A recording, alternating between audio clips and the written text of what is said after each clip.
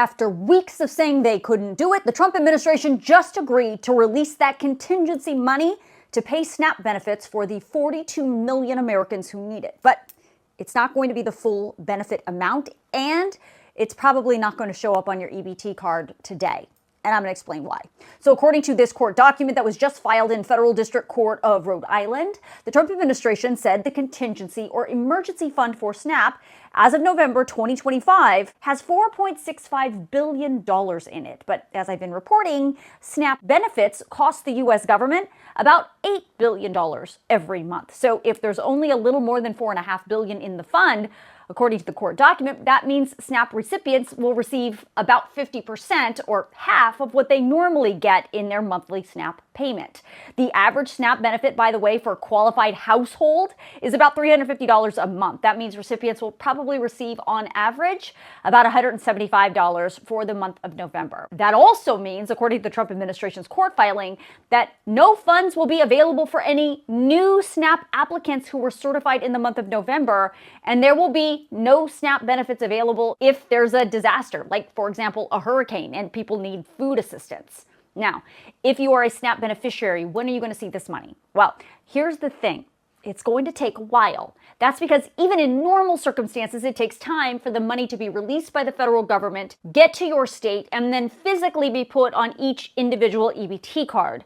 But what's happening right now is a huge change. The Trump administration told the court in today's filing that they will issue the notice to the states about this partial SNAP payment today. And once that happens, each state will have to recode their system to make the partial payment adjustment. And then once that happens, the state will send that new amount to the state processors, who then are responsible for putting that money on EBT cards.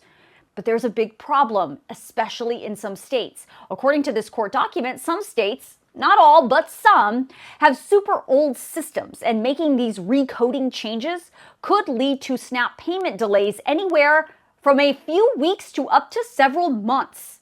Now, some states have modern systems and it will not be a problem. But for those with old, clunky systems, the Trump administration is telling the judge that it absolutely will be a problem. So if you are a SNAP beneficiary, it would be wise for you to check your state's SNAP website for the latest update on when this partial payment will hit your EBT card.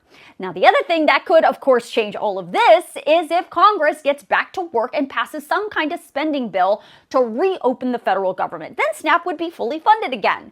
The problem is the House is yet again on recess this week, and the Senate is not putting forward any new plan to get us out of this mess. And here's the thing, pretty soon it's going to become harder and harder for Republicans to continue to say that the Democrats should just pass the House's continuing resolution to reopen the government. Why?